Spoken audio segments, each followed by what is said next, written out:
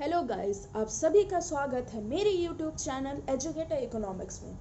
आज का जो टॉपिक अपन डिस्कस करने वाले हैं वो है द फिलिप्स कर्व। ओके, बहुत डेप्थ में मैं पढ़ाने वाली हूँ, तो प्लीज़ अच्छे से ध्यान देना। ओके, जो फिलिप्स कर्व है उसको किसने दिया था? A.W. फिलिप्स ने। फर्स्ट सिंपल सा क्वेश्चन पूछ लेता कई बार कि जो फिलिप्स कर्व दिया था वो किसने दिया था? A.W. फिलिप्स ने। ये दिखाता क्या है? It shows a negative relationship between the rate of unemployment and the inflation rate. Phillips curve क्या डिपिक्ट करता है? एक नेगेटिव इनवर्स रिलेशनशिप दिखाता है। किसके बीच में? अनएम्प्लॉयमेंट के बीच में और इन्फ्लेशन के बीच में।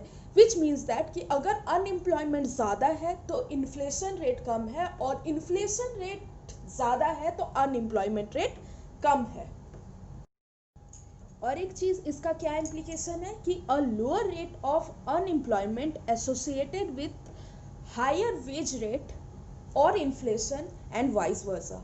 अगर हमारा अनएम्प्लॉयमेंट रेट कम होगा तो वेज रेट ज़्यादा होगा, और वेज रेट ज़्यादा होगा तो प्राइस लेवल हमारे इकोनॉमी का ज़्यादा होगा, और प्राइस लेवल ज़्यादा का मतलब इन्फ्लेशन है। इन्फ्लेशन क्या है? Increase in the general price level. What is inflation? Increase in the general price level. अगर वेज रेट ज़्यादा है तो प्राइस लेवल हमारे इकोनॉमी का ज़्यादा होगा, एंड वाइस वर्सा।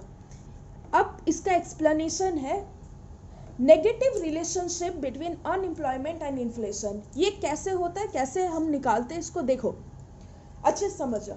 अगर अनएम्प्लॉयमेंट रेट ज़्यादा है, इसका मतलब क्या है कि जो सप्लाई ऑफ लेबर है हमारी इकोनॉमी में वो ज़्यादा है।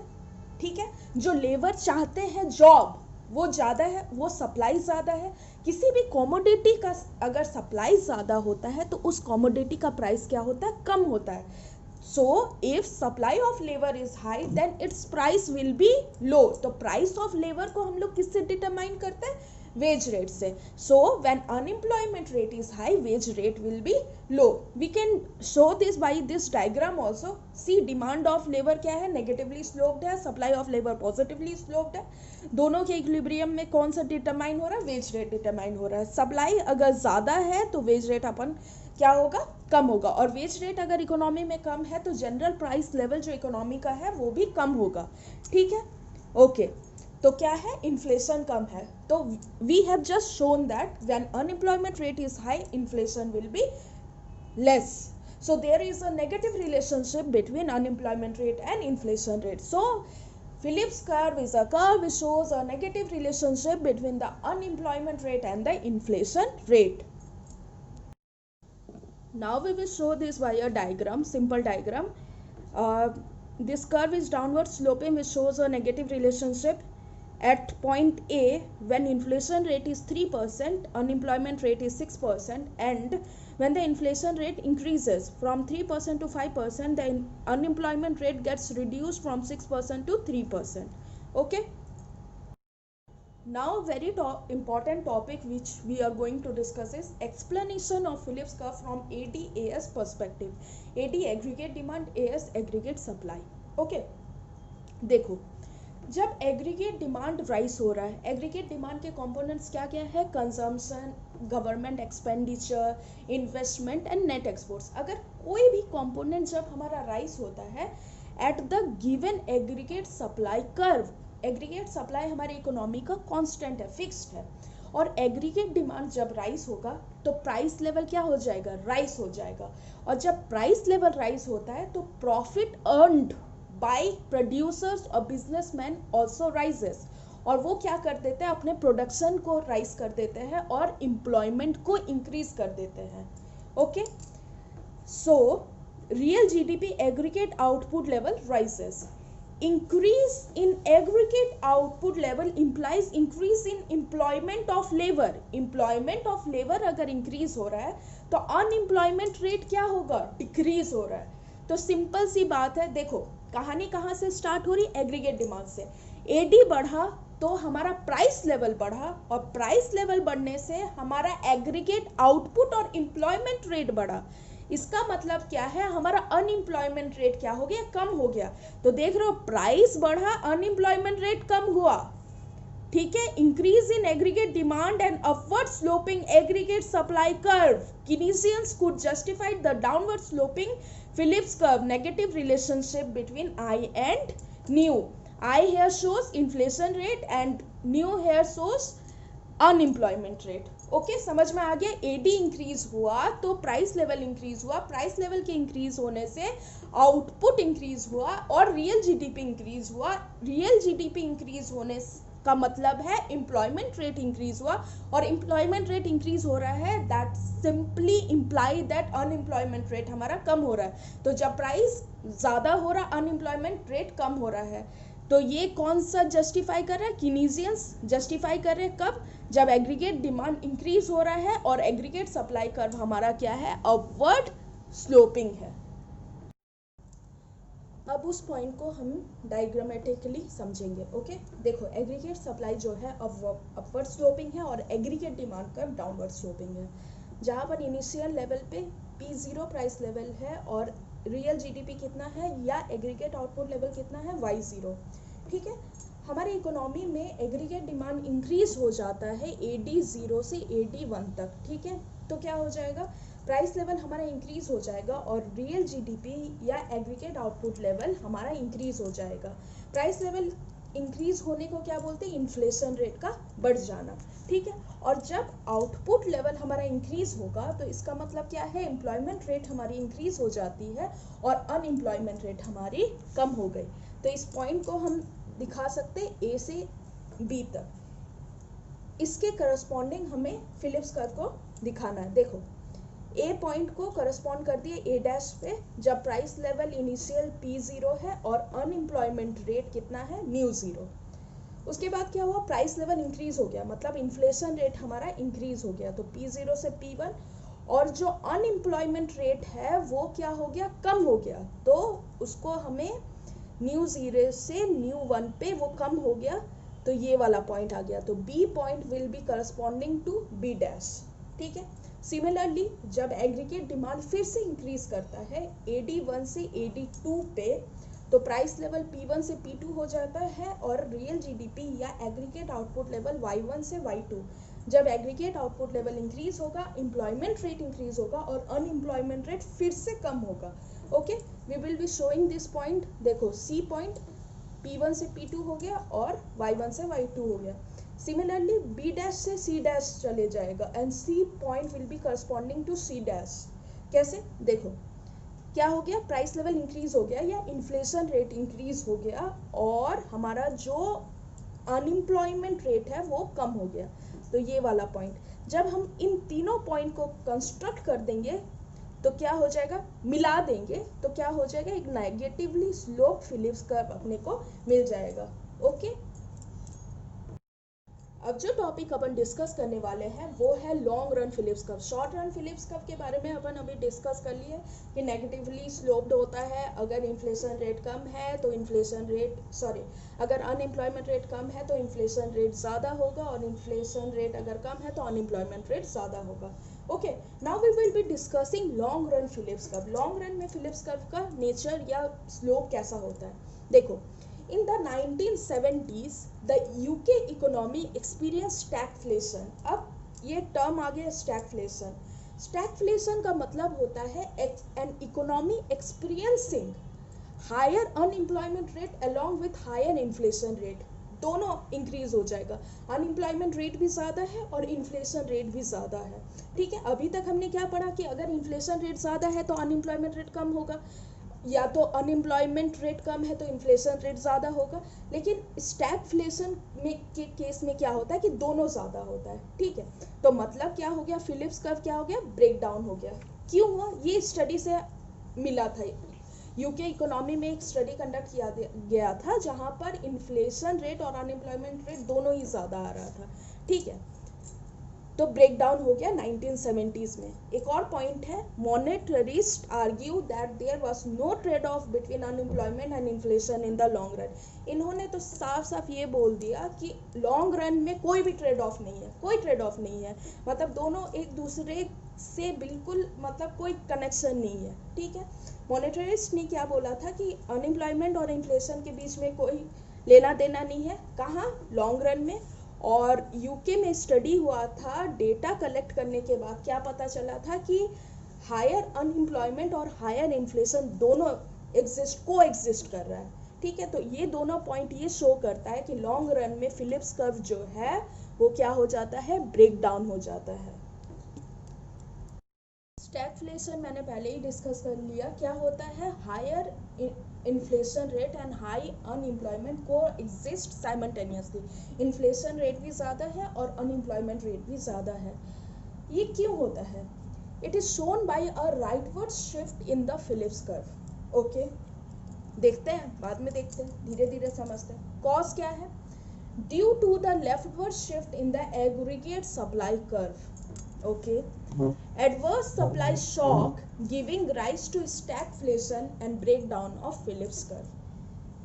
सिंपल सा बात क्या होता है, स्टैगफ्लेशन एक ऐसा कंडीशन होता है जहां पर इन्फ्लेशन रेट भी हाई होता है और अनएम्प्लॉयमेंट रेट भी हाई होता है। ये हम दिखाते किस तरीके से है, एक राइटवर्ड शिफ्ट से दिखाते हैं, किसमें, फिलिप्स कर्व में।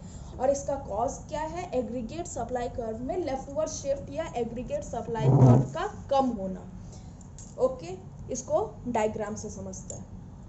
अब स्टैगफ्लेशन को डायग्राम के थ्रू दिखाते हैं और उसका इम्पैक्ट हमारे फिलिप्स कर्व में कैसा पड़ रहा है वो भी दिखाएंगे। देखो, मान लो एग्रीगेट सप्लाई शॉक हो गया, ठीक है, एग्रीगेट सप्लाई हमारी इकोनॉमी में कम हो गया, ठीक है। तो एग्रीगेट सप्लाई अगर कम होगा तो एग्रीगेट सप्लाई किस तरीके में शिफ्ट होगा, लेफ्टवर्ड शिफ्ट होगा।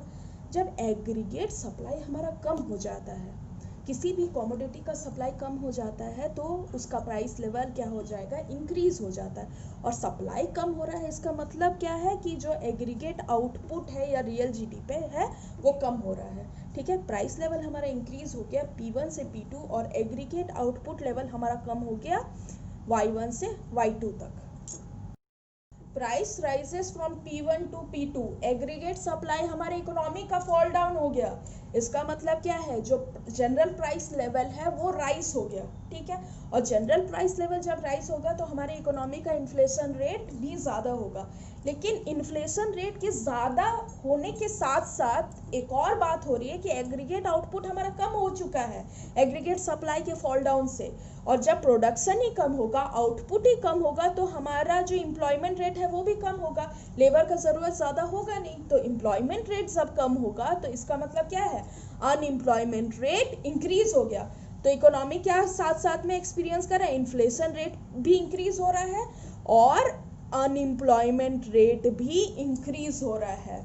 तो इसको अगर हम फिलिप्स कर्व से दिखाना चाहे तो देखो, ए डैश इनिशियल पोजीशन है, इकोनॉमी में प्राइस लेवल P1 है और अनएम्प्लॉयमेंट रेट U1 है, न्यू1 है। Okay, price level, general price level increase हो गया, मतलब इन्फ्लेशन रेट हमारे इकोनॉमी का बढ़ गया और साथ साथ में जो अनएम्प्लॉयमेंट रेट है वो भी बढ़ गया, ठीक है। तो इनिशियल पॉइंट ए डैश है, एक और पॉइंट आएगा बी डैश पे जहां पर इन्फ्लेशन रेट भी ज़्यादा है और अनएम्प्लॉयमेंट रेट भी ज़्यादा है। एक फिलिप्स कर्व ए डैश से गुजार दो PC1 और एक फिलिप्स कर्व बी डैश से गुजार दो PC2। You can see that there is a rightward shift in the Phillips curve, ठीक है। ए डैश पे कितना था, P1 न्यू1 और बी डैश पे कितना है, P2 न्यू2। ओके, सो जो दो पॉइंट है वो कंक्लूजन में क्या होगा, शिफ्ट कब आता है फिलिप्स कर्व में, जब एएस कर्व में शिफ्ट होता है। और मूवमेंट कब आता है फिलिप्स कर्व में, जब एडी कर्व में शिफ्ट आता है। Shift in Phillips curve results due to a shift in AS curve and movement along Phillips curve results due to shift in aggregate demand curve। very important point, so please ये वाला point note कर लेना। अब broadly समझते long run Phillips curve को। देखो, economist E.D. Phelps and Milton Friedman claimed that the Phillips curve trade-off only existed in the short run, and in the long run the Phillips curve becomes vertical। क्या बोला उन्होंने, Milton Friedman और Phelps ने क्या बोला, economist ने क्या बोला कि फिलिप्स कर्व जो है उसका जो ट्रेड ऑफ है वो सिर्फ शॉर्ट रन में एग्जिस्ट करता है और लॉन्ग रन में फिलिप्स कर्व क्या हो जाता है, वर्टिकल हो जाता है। वर्टिकल होने का मतलब है there is no trade off between unemployment rate and the inflation rate. उसके बाद क्या बोला, इसका एक्सप्लेनेशन किस तरीके से दिया, एक्सपेक्टेशंस के थ्रू दिया। Friedman set forward a hypothesis of adaptive expectations. अब एडेप्टेटिव एक्सपेक्टेशंस क्या होता है, जब individual form their expectations based on previous and current rate of inflation. अगर एक इंडिविजुअल है वो अपना एक्सपेक्टेशन ऑफ इन्फ्लेशन कैसे सेट करेगा, देखो मान लो 4 साल से हमारा जो इन्फ्लेशन रेट है वो 1% बढ़ रहा है, ठीक है, तो वो इस साल भी 2020 में भी वही एक्सपेक्ट करेगा जो प्रीवियस ईयर से उसका इन्फ्लेशन क्या हो जाएगा, 1% से इंक्रीज होगा। तो जब इंडिविजुअल अपने करंट स्टेट और प्रीवियस स्टेट के अकॉर्डिंग अपना एक्सपेक्टेशंस फॉर्म करता है, उस एक्सपेक्टेशंस को हम लोग क्या बोलते हैं, एडेप्टेटिव एक्सपेक्टेशंस। एंड चेंज और adapt their expectations just when the real inflation ends up being not quite the same as their normal rate. और अपना एक्सपेक्टेशन कब चेंज करता है, जब उसने जो एक्सपेक्ट किया है और एक्चुअल जो इन्फ्लेशन रेट है वो दोनों सेम नहीं होंगे, तब वो अपना एक्सपेक्टेशन क्या होता है, चेंज करता है। अब जो टॉपिक है ये मैंने खुद से बनाया है, ठीक है, और मैं ये एक्सपेक्ट करती हूँ कि आप लोग भी खुद से ना छोटे छोटे पॉइंट से नोट्स बना लो, तो क्या होगा आपके एग्ज़ाम में बहुत आपको हेल्प करेगा। देखो ये देखो कितनी इजीली आपको समझ में आ जाएगा, और इतने वर्ड्स लाइन में नहीं समझ आता है सेंटेंस में। देखो adaptive expectations and long run Phillips curve. देखो शॉर्ट रन में फर्स्ट केस हमने शॉर्ट रन को दिखाना है, और एक इंडिविजुअल मान लो क्या कर रहा है, एडेप्टिव एक्सपेक्टेशन रख रहा है। एडेप्टिव एक्सपेक्टेशन मतलब पिछले साल जो इन्फ्लेशन रेट था या जो ट्रेंड ऑफ इन्फ्लेशन रेट है वो इस साल भी वही सोचेगा कि पिछले बार अगर 6% था और हर साल 1-1% से बढ़ रहा है तो इस साल 7% हो जाएगा। वो अपना एक्सपेक्टेशन इस तरीके से फॉर्म कर रहा है, ठीक है। तो शॉर्ट रन में क्या होगा, मान लो government expansionary fiscal policy conduct करवाती है, एक्सपेंशनरी फिस्कल पॉलिसी कंडक्ट करती, क्यों किया, एग्रीगेट डिमांड को इंक्रीज करने के लिए और एम्प्लॉयमेंट रेट को इंक्रीज करने के लिए। तो मान लो कोई भी तरीके से मान लो टैक्स कम कर दिया या गवर्नमेंट एक्सपेंडिचर जब इंक्रीज कर दिया तो हमारी इकोनॉमी का एग्रीगेट डिमांड क्या हो गया, इंक्रीज हो गया। एग्रीगेट सप्लाई तो वही है, जब एग्रीगेट डिमांड इंक्रीज होगा तो उसका डायरेक्ट इम्पैक्ट क्या हो जाएगा, प्राइस लेवल क्या होगा, बूस्ट अप हो जाएगा। प्राइस लेवल क्या हो गया, हाई हो गया। जब प्राइस लेवल हाई होगा तो जो प्रॉफिट जो गेन हो रहा है, बिजनेसमैन जो प्रॉफिट गेन कर रहे हैं या प्रोड्यूसर जो प्रॉफिट गेन कर रहे हैं वो इंक्रीज होगा, और वो एक तरीके से मोटिवेट करेगा उनको अपना प्रोडक्शन लेवल को इंक्रीज करने के लिए।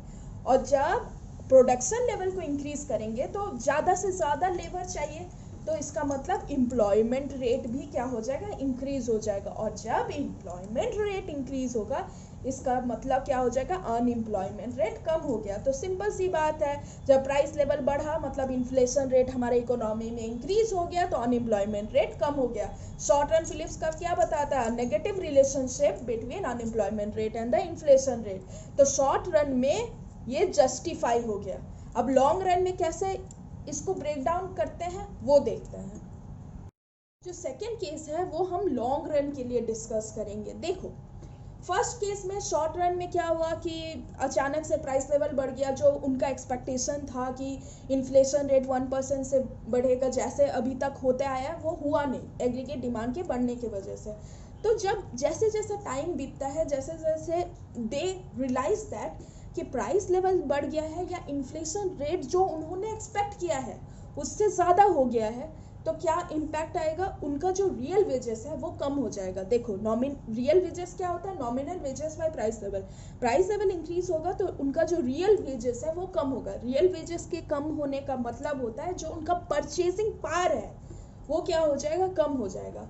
तो उनको तो अपना एक रियल वेज या परचेजिंग पावर मेंटेन करना है, तो वो क्या कर देंगे, वो डिमांड करना स्टार्ट कर देंगे। Workers will start demanding for higher nominal wages, ठीक है। अब हमें पता है, हम बचपन से पढ़ते आए हैं कि अगर नॉमिनल वेजेस इंक्रीज हो जाता है तो किसी भी बिजनेस का कॉस्ट ऑफ प्रोडक्शन क्या हो जाएगा, इंक्रीज हो जाएगा। और जब सारे बिजनेस का कॉस्ट ऑफ प्रोडक्शन इंक्रीज होगा तो वो अपना सप्लाई कम कर देंगे, और सारा सप्लाई कम होके aggregate supply of the economy will reduce. and when aggregate supply of the economy will reduce, then aggregate supply curve will shift to the left. देखो, as aggregate supply curve shifts to the left, ठीक है, मैंने ये वाला point पहले भी बताया. देखो, जनरल प्राइस लेवल क्या हो जाएगा, इंक्रीज हो जाएगा. जब सप्लाई कम होता है या एग्रीगेट सप्लाई इकोनॉमी में कम हो जाएगा तो उसका जनरल प्राइस लेवल जो इकोनॉमी का है वो क्या हो जाएगा, इंक्रीज हो जाएगा. और जब सप्लाई ही कम हो रहा है तो इसका मतलब क्या है, एग्रीगेट आउटपुट या प्रोडक्शन या एम्प्लॉयमेंट कम है इकोनॉमी में. और जब एम्प्लॉयमेंट कम होगा तो अनएम्प्लॉयमेंट रेट क्या हो जाएगा, बढ़ जाएगा. शॉर्ट रन में याद करो क्या हो रहा था, अनएम्प्लॉयमेंट रेट कम हो रहा था और लॉन्ग रन में वो बढ़ गया. ठीक है, and reaches to its initial level at the natural rate. देखो, शॉर्ट रन में क्या हो गया, अनएम्प्लॉयमेंट रेट कम हो गया नेचुरल रेट से, और लॉन्ग रन में वो इंक्रीज हो गया और अपने नेचुरल रेट पे इनिशियल लेवल पे चले गया. तो माइनस प्लस नो चेंज, कम हुआ ज़्यादा हुआ. तो लॉन्ग रन में जो अनएम्प्लॉयमेंट में जो चेंज आता है वो ज़ीरो होता है, कोई चेंज नहीं आता है. जो प्राइस लेवल है वो तो शॉर्ट रन में भी बढ़ा और लॉन्ग रन में भी बढ़ा, लेकिन जो एम्प्लॉयमेंट का इफेक्ट है प्लस माइनस करके वो क्या हो जाता है, ज़ीरो हो जाता है. ठीक है, इसीलिए बोलते हैं कि लॉन्ग रन जो फिलिप्स कर्व होता है वो वर्टिकल होता है, वर्टिकल होता है, विच शोज दैट कि प्राइस लेवल तो इंक्रीज हो रहा है लेकिन जो अनएम्प्लॉयमेंट रेट है उसमें कोई चेंज नहीं आता है. The long run Phillips curve is the vertical line at the natural rate of unemployment where the rate of inflation does not affect unemployment. Natural rate of unemployment क्या होता है कि वो ऐसा रेट ऑफ इन्फ्लेशन होता है जो unemployment को अफेक्ट नहीं करता है. और वर्टिकल होने का मतलब कि प्राइस लेवल या इन्फ्लेशन रेट कितना भी इंक्रीज हो रहा, अनएम्प्लॉयमेंट रेट अपने नेचुरल रेट पे है. ओके, तो प्लीज एक लाइन में बता देते हैं, शॉर्ट रन में क्या होता है कि there is a negative relationship between inflation rate and unemployment rate, and in the long run according to economist Milton Friedman there is no trade off because of adaptive expectations. अभी तक जो भी मैंने बताया उसको एज अ डायग्राम हम देखेंगे और हम लॉन्ग रन फिलिप्स कर्व को डिराइव करेंगे. ठीक है, डायग्राम थोड़ा सा टफ दिख सकता है बट उतना टफ नहीं है, मैं अच्छे से एक एक स्टेप बता रही हूँ. देखो, जो एग्रीगेट डिमांड कर्व है वो downward sloping, aggregate supply curve upward sloping. Initial aggregate demand curve is set at AD0 and initial aggregate supply curve is set at AS0. और इक्विलिब्रियम पॉइंट क्या है, initial equilibrium point is A at price level P0 and aggregate output level Y star. Y star क्यों दिया, वो natural rate है. ठीक है, okay. देखो, फर्स्ट हमने क्या देखा था, शॉर्ट रन में एग्रीगेट डिमांड कर्व हमारे इंक्रीज हो जाती है, गवर्नमेंट इंक्रीज कर देता है कोई भी कंपोनेंट और उससे हमारा जो एग्रीगेट डिमांड कर्व है वो इंक्रीज हो गया. AD0 से AD1 पे इंक्रीज हो गया तो क्या हो गया, प्राइस लेवल हमारा इंक्रीज हो गया और एग्रीगेट आउटपुट लेवल इंक्रीज हो गया from the natural rate. Natural rate से क्या हो गया, एग्रीगेट आउटपुट हमारा इंक्रीज हो गया और प्राइस लेवल इंक्रीज हो गया. जब एग्रीगेट आउटपुट लेवल इंक्रीज हो गया, मैं स्टार्टिंग से बता रही हूँ, तो क्या हो जाएगा, एम्प्लॉयमेंट रेट बढ़ गया. इसका मतलब क्या है, जो अनएम्प्लॉयमेंट रेट है वो कम हो गया. तो देखो, इनिशियली A पॉइंट पे है प्राइस लेवल P0 और नेचुरल रेट ऑफ अनएम्प्लॉयमेंट पे है इकोनॉमी. उसके बाद क्या होगा, इकोनॉमी में अनएम्प्लॉयमेंट रेट कम हो जाता है और प्राइस लेवल बढ़ जाता है, मतलब इन्फ्लेशन रेट हमारे इकोनॉमी का बढ़ जाता है. इसको नोट करना, ये परसेंटेज में है. ठीक है, percentage increase in general price level is termed as inflation rate. Okay, ठीक है, A से B पे हो गया. मैंने क्या बोला था, whenever there is a shift in the aggregate demand curve there is a movement along the Phillips curve. Okay, fine by us. उसके बाद जो नेक्स्ट सिनेरियो होता है वो लॉन्ग रन का है. ठीक है, नेक्स्ट सिनेरियो हमारा क्या है, लॉन्ग रन. लॉन्ग रन में मैंने क्या बताया था कि वर्कर्स का जो एक्सपेक्टेशन होता है इन्फ्लेशन का, उससे ज़्यादा इन्फ्लेशन हो जाता है तो वो क्या करते हैं, उनका जो रियल वेजेस है वो कम हो जाता है प्राइस के हाई होने के वजह से. तो रियल वेजेस को मेंटेन करने के लिए they will start demanding for higher nominal wages. They demand for higher nominal wages. That means that the cost of production of business और प्रोड्यूसर्स राइजेस. और जब कॉस्ट ऑफ प्रोडक्शन इंक्रीज हो जाएगा तो उसका मतलब क्या है, वो अपना सप्लाई को कम कर देंगे और aggregate supply in the entire economy will reduce and there will be a leftward shift in the aggregate supply curve. तो एग्रीगेट सप्लाई कर्व में लेफ्टवर्ड शिफ्ट हो जाएगा AS0 से AS1 पे। जब एग्रीगेट सप्लाई फॉल डाउन होता है economy में तो जनरल प्राइस लेवल इंक्रीज हो जाता है। इसका मतलब इन्फ्लेशन रेट फिर से इंक्रीज हो जाएगा, लेकिन जो एग्रीगेट आउटपुट है, प्रोडक्शन है, वो कम हो जाएगा, एम्प्लॉयमेंट रेट कम हो जाएगा। इसका मतलब क्या होगा, अनएम्प्लॉयमेंट रेट बढ़ जाएगा। शॉर्ट रन में क्या हुआ था, अनएम्प्लॉयमेंट रेट कम हो गया था, लेकिन लॉन्ग रन में employment rate, unemployment rate increase हो जाएगा and it will attain it's natural rate. Short run में क्या हुआ, अनएम्प्लॉयमेंट रेट कम हुआ और लॉन्ग रन में अनएम्प्लॉयमेंट रेट बढ़ जाता है और वो अपने नेचुरल रेट को अटेन कर लेता है। ठीक है, ओके। देखो, इनिशियल जो एग्रीगेट सप्लाई कर्व है वो क्या है, AS0।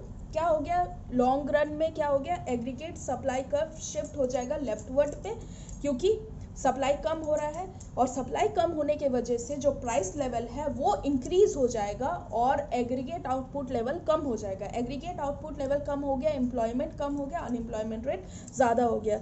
This will be shown by a transition from point B to C। देखो, प्राइस लेवल बढ़ गया और जो एग्रीगेट आउटपुट है वो कम होकर अपने नेचुरल रेट को अटेन कर लिया। ओके, प्राइस लेवल इंक्रीज हुआ मतलब इन्फ्लेशन रेट इकोनॉमी में फर्दर इंक्रीज हो रहा है। तो देखो, इसको फिलिप्स कर्व में दिखाते हैं। पहले क्या हो गया, न्यू स्टार से न्यू वन पे चले गया था और प्राइस लेवल P0 से P1 पे हो गया था, मतलब इन्फ्लेशन रेट हमारा बढ़ गया था।